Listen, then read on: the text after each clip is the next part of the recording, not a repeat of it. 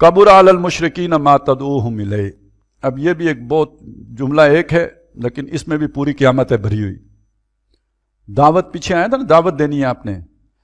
آپ سوچیں نا، پہلے تو ترجمہ کر لیں. کبر علی المشرک، مشرکوں پر بہت گراں ہے، بہت بھاری ہے، بہت تکلیف دہ ہے جو دعوت آپ دے رہے ہیں، جس چیز کی طرف آپ بلا رہے ہیں. کیا مطلب؟ آج بھی آپ سامنے رکھیں، آپ ایک خدمت قرآنی کا ادارہ کھول لیں، قرآن کی خدمت، اور آپ پر گھن برسے گا. ریاست بھی آپ کی مدد کرے گی. الہدا انٹرنیشنل آپ کے سامنے ہے، صدر مملکت کی طرف سے مدد آئے گی. مقصد یہ رکھ لیجئے کہ آپ نے قرآن مجید کا بس پیغام، تجوید پڑھانی ہے اور سکھانا ہے، ترجمہ سکھانا ہے، بس یہ کام کرنا ہے. قرآن پر عمل کی بات نہ کریں بھی تو انفرادی سطح کی کریں.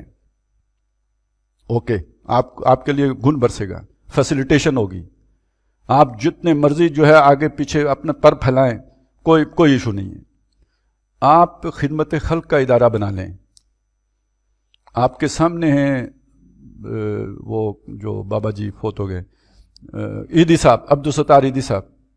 ساری جہاں آپ کو ہاتھوں پہ اٹھائے گا. خدمت خلق کتنا بڑا کام ہے، اس کو لوگ اس کو جو ہے بہت اپریشیٹ کریں گے، اور جو ان کے خلاف بولے گا اس کو سینگوں پہ اٹھائیں گے.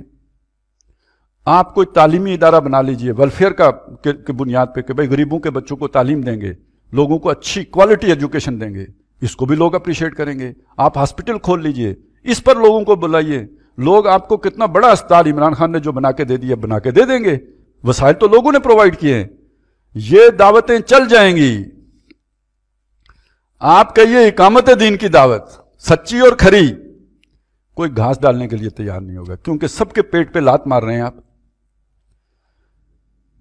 عوام کو سمجھ نہیں آ رہی ہے آپ کیا کریں. ان کی سمجھ ہی چھوٹی ہوتی ہے.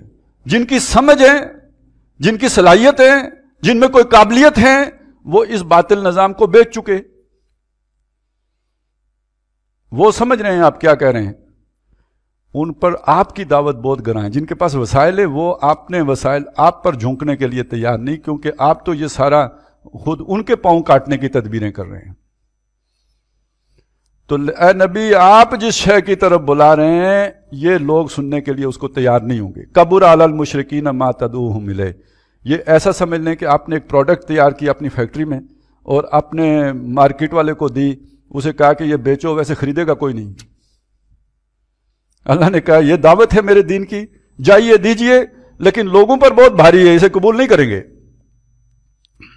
لہذا تسلی دینے کی ضرورت تھی یا نہیں؟ وہ آگے تسلی دی ہے.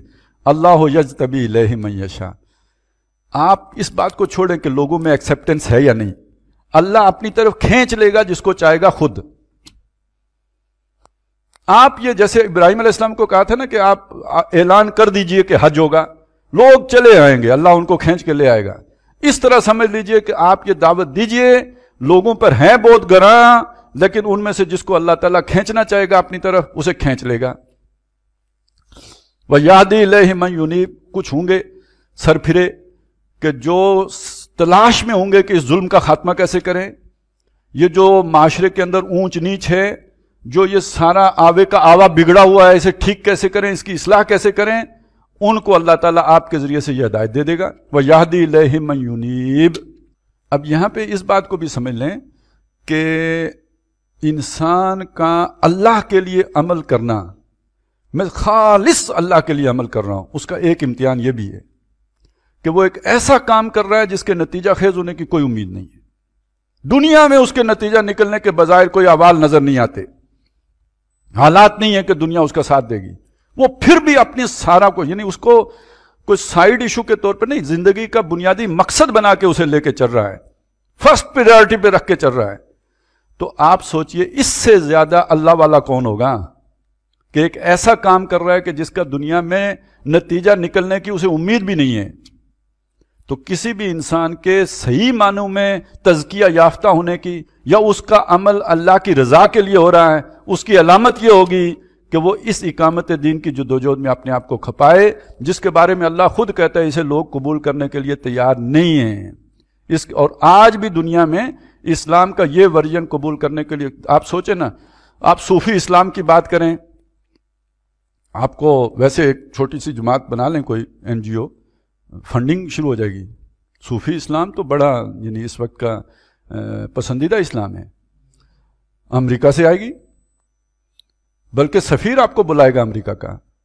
آپ یہاں پہ کسی تعبیر کی غلطی والے کا جو ہے نیریٹو بیان کرنا شروع کیجئے، آپ کی فیسیلیٹیشن شروع ہو جائے گی.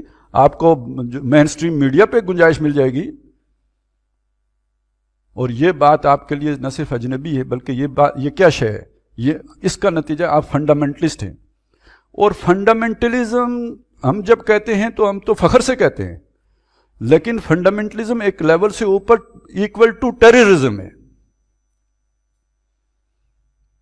اور اس میں کوئی فرق. یہ تو بالکل ایسی ہی بات ہے جیسے آپ نے کسی کو کہا والد صاحب، یا کسی کو کہا وہ جو دوسری طرح جو بات کرتے ہیں، اتنا سارا فرق ہے. ان کی نظر میں فنڈامنٹلزم بالکل برابر ہے ٹیررزم کے. تو اس دعوت کی گنجائش کی طرح ڈاکٹر اسرار احمد فرمایا کرتے تھے کہ یہ وہ دعوت ہے جس کو نہ زمین غذا دینے کے لیے تیار ہے، نہ اس کے لیے جو فضا جو ہے آکسیجن دینے کے لیے تیار ہے.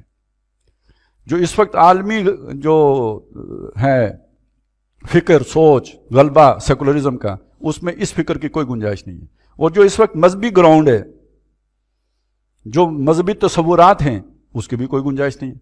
یہی وجہ ہے جس نے یہاں پہ پنپنا ہے، دین کے نام پر جس نے ووٹ لینے ہیں، دین کے نام پر جس نے لوگوں کو اٹریکٹ کرنا ہے، وہ اگر اس فکر پر تھے بھی تو اس سے کھسکے، کیونکہ اس کی گنجائش نہیں تھی. تو انہوں نے اگر لوگوں کو اٹریکٹ کرنا تھا، پھر کوئی اور نئی ڈگڈگی بجاؤ، کوئی نیا طریقہ اختیار کرو، کوئی تزکیے کا نیا تصور لے کے آؤ، کوئی اقامت دین کا نیا کھکھیڑ جو ہے وہ نکالو. یہ سارے انہوں نے پھر انحرافات کیے، اس لیے کیے کہ اس کی گنجائش نہیں تھی. اور وہ یہ گویا پھر اب رضائے رب کے لیے نہیں ہو رہا، دنیا میں پھیلنے کے لیے ہو رہا ہے، دنیا میں اپنی گنجائش پیدا کرنے کے لیے ہو رہا ہے، دنیا میں اپنی ایک نیوسنس ویلیو بنانے کے لیے ہو رہا ہے. پھر اللہ کی رضا کے لیے تو نہیں ہو رہا. اگر اللہ کے لیے رضا کے لیے کرنا ہے تو اللہ کا حکم یہ ہے، آؤ میدان میں. آپ کو کوئی گھاس نہیں ڈالنے کے لیے تیار، پھر بھی آؤ کیونکہ اللہ کا حکم ہے.